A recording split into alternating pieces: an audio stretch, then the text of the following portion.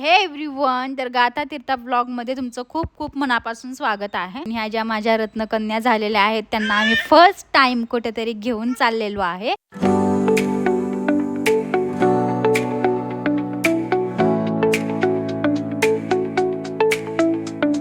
मैत्रिणींबरोबर जाण्याची मजा आहे ना, ती कशातच नाहीये.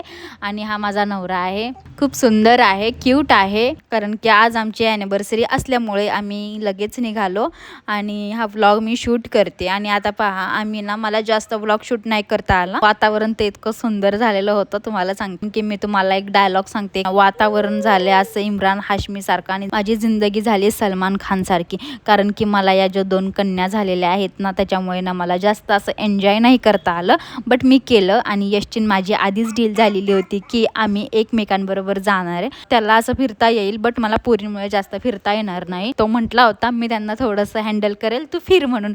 आणि असा नवरा कुठे भेटतो यार.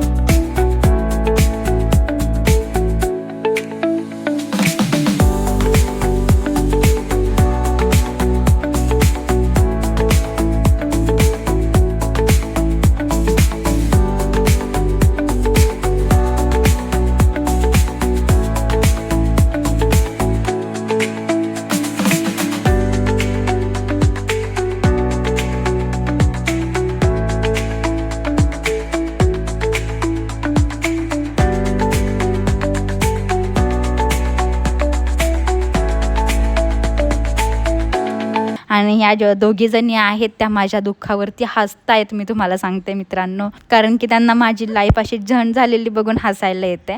But it's okay. आणि ना, आता आम्ही आलेलो आहे रूममध्ये पोहोचलो आहेत. आता आमचा मेकअप चालू झालेला आहे. आणि मला फक्त एक बहाणा हवा असतो की माझा कॅमेरा घेऊन मी कुठेही पळत असते.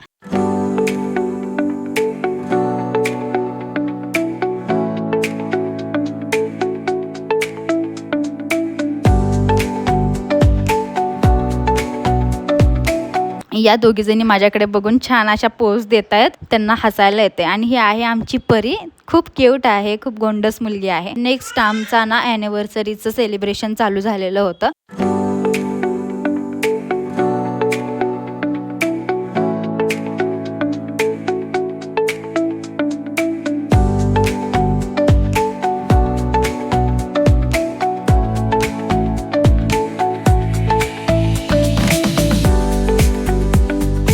नंतरून आमचं सेलिब्रेशन झाल्यावरती आम्ही गेलो जेवायला परत एकदा आवरून.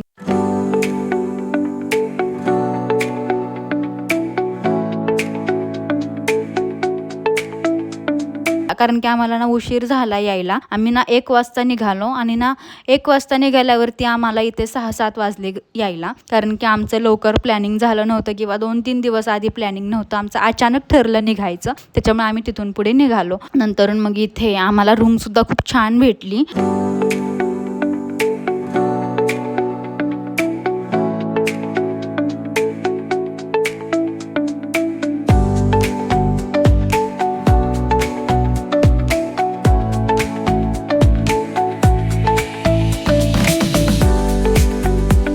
की असं वातावरण पण खूप सुंदर होतं. कारण की ना, आपल्याला जसं महाबळेश्वरमध्ये गेल्यावरती छान असं क्लायमेट असतंच, बट कुठेही रूम घेतल्यावरती छान असा व्ह्यू सुद्धा दिसतो. तर हे फायनली बघा, मी तुम्हाला दाखवते. बाहेर सुद्धा वातावरण खूप सुंदर होतं. मुली व्हायच्या आधी आलेले होते तेव्हा तर खूप सुंदर असं वातावरण होतं, वाव.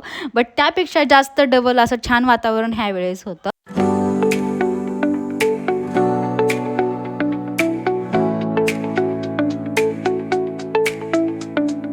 पण तिची नुसती मस्ती चालू असते. तिला फक्त एक चान्स हवा असतो, मला कुठे काय भेटेल आणि मी दणादण माझा हात मारेल त्याच्यावरती, अशी काहीतरी नाटके तिची चालू होती. मी एक गोष्ट सांगेल की ना, गाथा तीर्था इतक्या सुंदर राहिल्या तिथे, मी तुम्हाला सांगते खूप सुंदर राहिल्या. अजिबात त्यांनी त्रास दिला नाही. बट त्यांनी एक गोष्ट केली, गाडीमध्ये त्या सारख्या झोपत होत्या.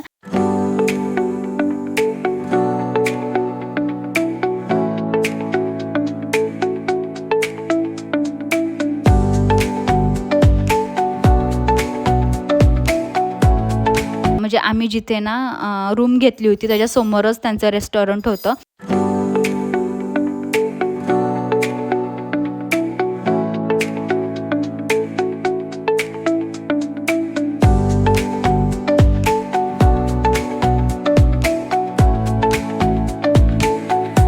मग फायनली आमचं जेवण झाल्यावरती आम्ही ना रूममध्ये आलो आणि इथे बघा तुम्ही गाथाची काय मस्ती चालू आहे. ती स्वतःलाच मिररमध्ये बघत होती. म्हणजे बारक्या पोरांना असं वाटत असेल की यार माझ्यासारखीच इथे कोणतरी दिसते असं वगैरे, आणि ती स्वतःकडेच बघत होती. अशी रिॲक्शन केली की जसं काही मला काही लागलंच नाही किंवा कोणी मला बघितलंच नाही. बट तिला माहीत नव्हतं मागे कोणतरी बघतंय तिला. आता दुसऱ्या दिवशी आम्ही इथे परत एकदा आवरून आता वेगळ्या पॉईंटला जाणार होतो.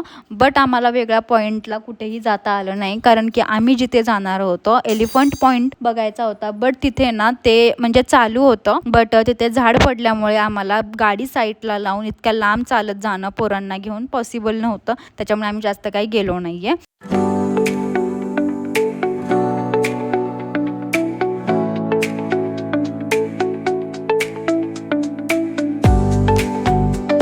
आणि इथे बघा गाथा आपल्या पप्पापाशी अशी छानपैकी बसलेली आहे. पप्पाची परी असल्यासारखं खूप शायनिंग करते माझ्यासमोर पप्पाबरोबर असल्यावर. आणि मग नंतरून आम्ही ना कुठला पॉईंट पाहिला नाही. आम्ही मग ठरवलं की आम्ही आता वेण्णा लेकला जातोय. आणि वेण्णा लेकला आम्हाला हॉर्स रायडिंग, म्हणजे मला तर नाही, हॉर्स रायडिंग करायची होती. बट तिथे सुद्धा काही असं नशिबात नव्हतं हॉर्स रायडिंग, कारण की भरपूर सारा पाऊस सुद्धा पडत होता.